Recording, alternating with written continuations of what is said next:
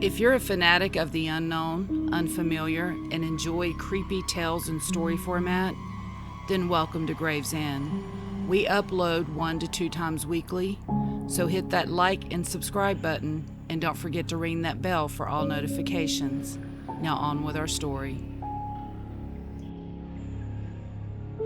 Our experiences in life mold who we are and who we become. Some among us are evil, and that evil comes from within, instilled by those we trust the most. Some pay a big price because of that evil, but then there are some, like Katie, who refuse to pay. Now let's jump right into our story, shall we? Katie was a 15-year-old teen who spent most of her free time researching the paranormal. Her interest in the paranormal developed when her father was tragically killed in an automobile accident when she was only 10 years old.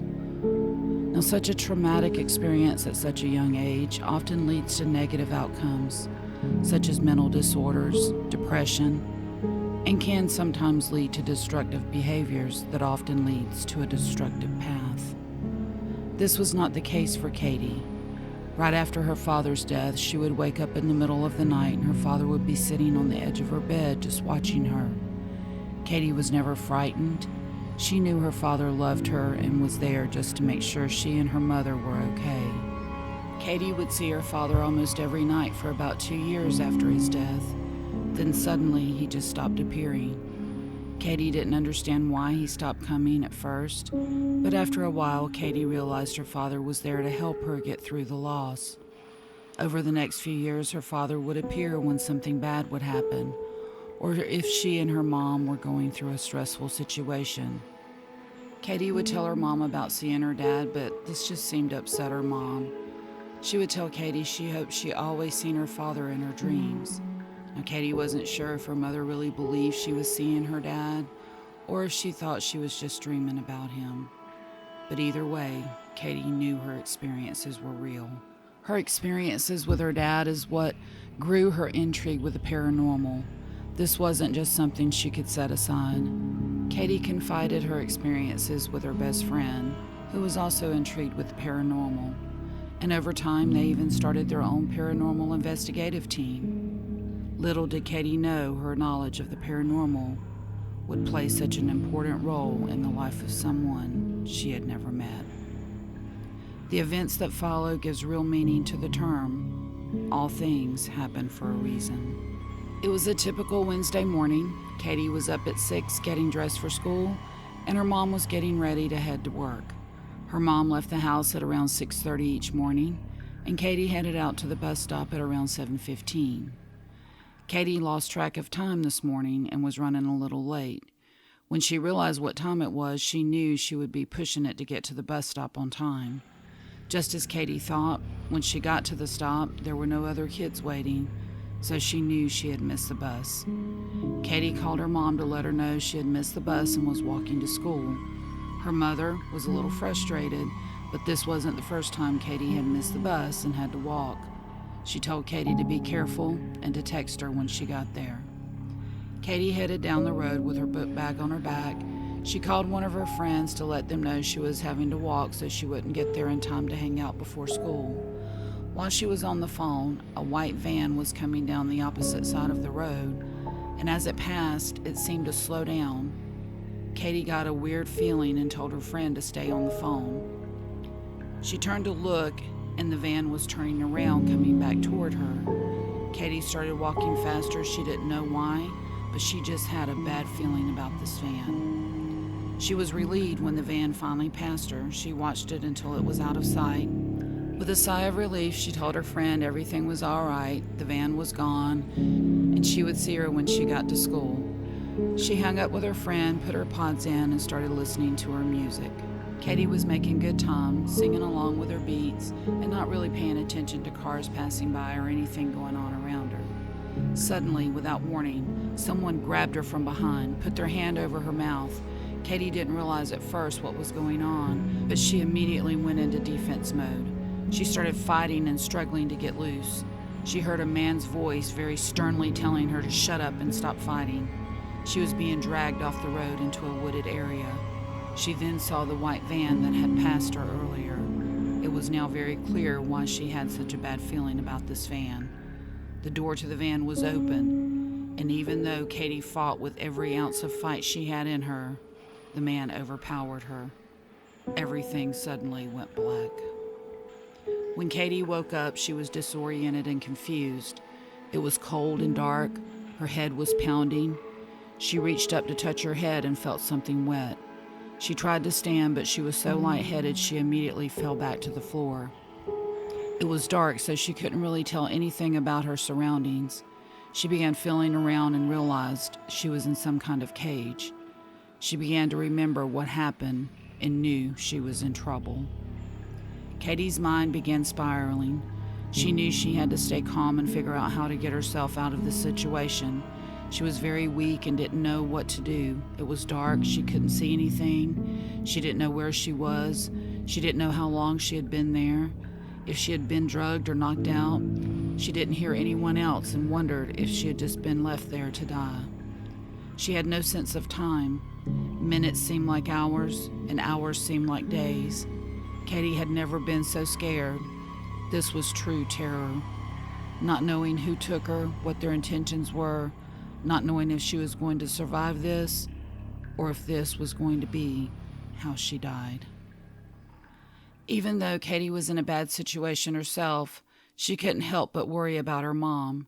She knew her mother would be devastated and knew she wouldn't be able to handle another tragedy. Katie started crying and was lost in her thoughts when she heard footsteps. She started trembling uncontrollably and started scooting her body to what she thought was the far end of the cage. She then heard a door open, then a light came on. She had been in the dark so long the light hurt her eyes. She was squinting, trying to see who was coming. She then saw Boots coming downstairs. Then she saw his face. The man unlocked the cage and reached in to pull her out. She fought with every drop of strength she had left, but he overpowered her, grabbed her leg, and drug her out of the cage. Katie was terrified, but she continued fighting and screaming. The man smacked her to the ground, then hovered over her and told her if she didn't shut up, he would kill her. This is when Katie looked to the other side of the room and saw her father. She focused her attention on him, and even though her father wasn't moving his mouth to speak, somehow he was communicating with Katie. His words in her mind kept her focused on him and kept her calm. The man threw her back in the cage and went back up the steps. He left the light on this time so Katie got a good look at the room where she was being held. She realized she was in a basement with no windows. The only way of escape would be through the door at the top of the stairs.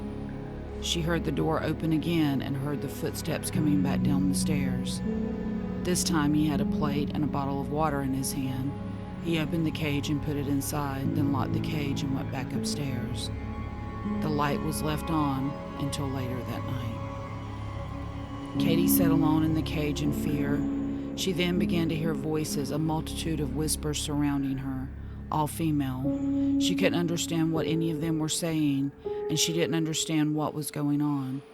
After what seemed like several hours, she began to see young women surrounding her cage. She started begging them to help her.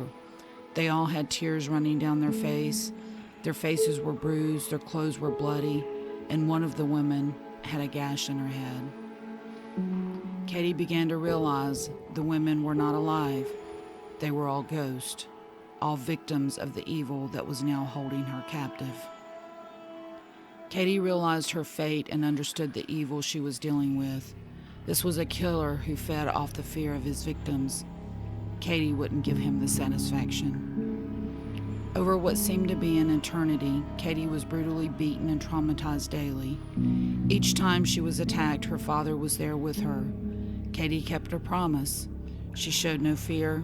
She showed no emotion. She never spoke another word to her tormentor.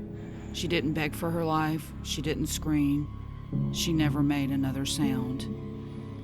Katie knew her time was drawing near. She hadn't had anything to eat or drink in many, many days. She was so weak it hurt to breathe. She knew today was the day. The door opened, the light turned on, and she heard the footsteps coming down the stairs. He opened the cage, and this time Katie rose up and walked out on her own. She got in his face and looked him dead in the eye. In a stern and steady voice, Katie said, "I will be the last victim. Your fate is sealed, and you will now be the hunted." Katie vowed her vengeance as the knife pierced her frail body. Suddenly, Katie was standing on the other side of the room beside her father, looking at the evil who stood over her lifeless body. Several days later, another young victim sat in the cage Katie had sat in just days before. The young girl was scared and crying, but Katie was there with her to ease her fears and dry her tears. The door opened, the light came on, and footsteps started down the stairs. The large man stood in front of the cage. The young girl started screaming and crying, begging him to let her go. Before he could get the cage open, the lights began flickering. The air became like ice. The voices of his many victims filled the room. The large man who terrorized young girls was being spun around and around in midair. He was suddenly slammed to the floor, then thrown against the wall. This went on for several hours.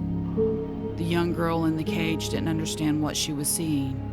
A man being thrown around the room and beaten by something she couldn't see. Suddenly, everything stopped. The man stood there in terror. A knife came hurling across the room and stopped just as it was about to pierce his chest. Katie slowly revealed herself to the evil who stood before her. She was now the one holding the knife and administering the torment. She reminded him of her promise before she lunged the knife into his heart and turned it repeatedly as he dropped to his knees. Now Katie and her evil captor was face to face in death. She now stood over him, looking down on him, as the gates of hell opened up and swallowed him. Suddenly the door to the cage swung open. Katie revealed herself to the young girl. The young girl now understood what had just happened. Within hours, the police were swarming the old farmhouse. When the investigation was complete, they had unearthed 23 bodies of young girls. There was one body that was estimated to be around 35 at the time of death. They later determined it was the killer's mother. She was only 15 when she gave birth and committed unspeakable acts against him as a young child. The mold has now been broken, thanks to Katie.